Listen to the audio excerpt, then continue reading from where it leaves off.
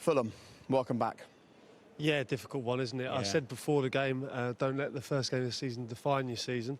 But yeah, there was some plus points, but they can't let their heads drop. So, I mean, they've been, you have to say, battered by a team that are full of confidence and look very, very sharp. But I saw some plus signs from Fulham, so it's not the end of the world, and it's day one. Yeah, I think defensively they look out of sorts defensively. I think in the centre back area, I think they didn't look comfortable. They didn't look confident. And at this level, you've got to find what you're good at very quickly. Otherwise, if you're still searching for that after a few months, it's very hard to recover. Get this game out of the system, watch it, analyse it, work out what you were decent at, and if you caused Arsenal any problems, what was that? And keep continuing them traits, and then find your identity at this level. It's different sometimes having an identity in the Championship and coming up. Can you continue that here? If not, then find what you're good at to hurt these bigger teams. The goals were avoidable, apart from Aubameyang's goal, which was a class, and there was 2 avoidable goals there, and you can't do that against top quality opposition. Well, let's have a look at one of them then, because this was scored just a few minutes into the second half. You know, having conceded 8 minutes into the first, Fulham conceded 4 minutes into the second. It was all round though a good debut from Gabriel. Top of the goal. Yeah, but this is a manager's nightmare for Scott Parker. You know, like, you don't mind Aubameyang's goal, you don't mind, but this, I mean, there's no movement. Usually we analyse, we put arrows and movement and where players go. It's literally all the players are stood there. There's only Holding with a bit of movement. And he's just headed it in. It's food and drink. I would have loved to have been on the pitch at that stage. I mean, Hector's there. He's the one up against Gabriel. You've got to at least jump against your man, or you've got to make it difficult for your opponent to actually make a run to get on the end of things. Anything but that. But a great header from Gabriel, and I thought he was very good in the air. He was dominant, strong. Well, I'll tell you what, let's talk about him a bit, because I will reveal some secrets here. First few minutes into the game, the two of you were not overly impressed. I won't say exactly what you were saying, but you were questioning him and the decision, I think, but it was really early on, and suddenly something changed, didn't it? Yeah, and I think sometimes when you're as ex-players as we are, you sit there, you make judgments quickly on players. Did you do that when you were a player? Yeah, exactly. A player coming in the change room and you go immediately, first 3 or 4 touches, ain't for me. Decision. And then players grow on you and they start to build. And today, I think, was a fine example of that. We were sitting there saying certain things negative based on what we were seeing. And early on, this is early in the game, you think, well, this is the same old Arsenal maybe. Buying a centre-half that doesn't really fit into the system and doesn't play. He was sloppy in possession at times with his passing, but you've got to give people time, finding their feet, a new system, new asks, and a new league and a new country. But then it all grew from that and became very positive, and he had a very, very, very good debut. Yeah, and he's 1v1 areas. He doesn't look like people are going to get past him. He's strong, he looks quick, and as I mentioned, he was dominant in the air all afternoon. Obviously deserved his goal.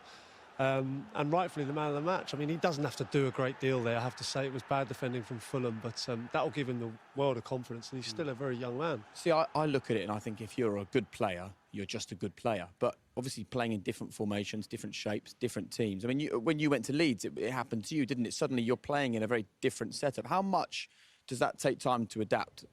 Yeah, when I went to Leeds, the whole Leeds team changed the formation and played a 3 at the back, and it was like everyone was out of sorts. Right. And we lost the first game 3-1, confidence at a low ebb. So, but he's changed it. He's come here, gets a goal, they win 3-0, look comfortable, and you like to think, he'd think in his mind, right, I'm plugging that gap. There's been an issue here at centre-half position. He can only be confident from this. And I think what's great about this Arsenal team at this given moment, it's the first game against a newly promoted team. Let's not get carried away, but it's a team full of confidence from momentum from last year, and you can see there's a bit more depth now as well with the players they brought in. They've got Saliba to come into this. Ceballos was sub who came on. You know he's got that quality as well. El Nene's been very good Community Shield and today. And so there's players. Pepe was sub, £70-odd million player. So the depth in the squad now, and Nketiah nearing in on the top goal scorer for the 21s. They've got players that are coming in and are having an impact. And you're saying, actually, yes. And you listen to Lacazette's interview, respect in terms of tactics, what the manager wants, ambition. They're aggressive with and without the ball.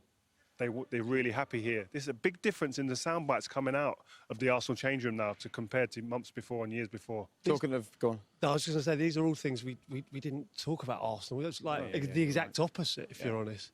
But Arteta's come in and you can see a shape and the way they're playing. Rio touched on it at half-time. There's so much to go into with how Arsenal play, and they all know their roles. And I don't want to get too excited about it, carried away. But it was exciting if you're an Arsenal fan. And I know people at home will be thinking, first game of the season, can the three of you calm down a bit? If you take a look at recent results, they've won 18 of the last 30. Man United, top 4 team, won 19 of the last 30. Chelsea, top 4 team, won 18 of the last 30. The numbers are up there.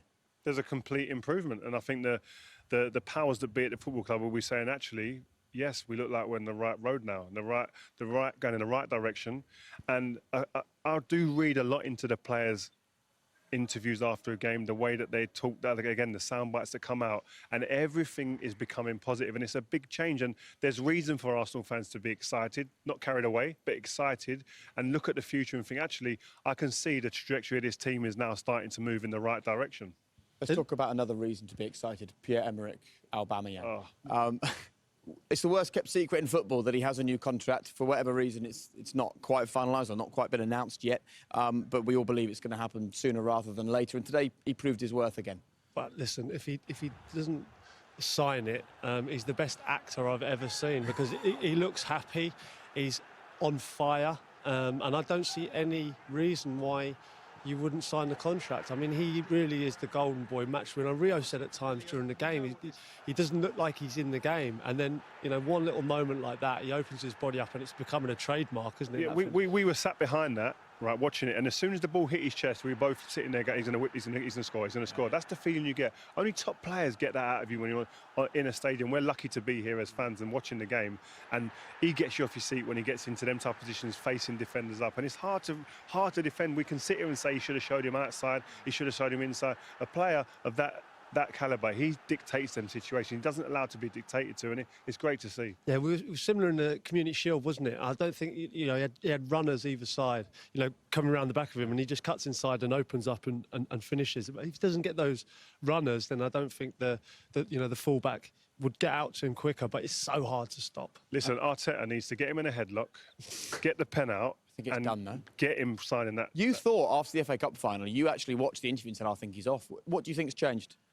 I don't know, he just sold me a dummy, I think, like he does on the pitch. I just think that, I just read into it, he's not committed, he's non-committal. Either he's asking for a move away, or he's saying, I'm not committing because the terms aren't what I want yet. And I think that's where he's been. But listen, after what this guy's been doing, I think he's got the amount of goals he's got consistently by the end of the season, and then starts the season like this. Just get the deal done. This guy is like building a team around him. Yeah. Again, I said before the game, he sets the tone, he gets back, works as a fullback almost, helps the fullback. He does everything right at the moment.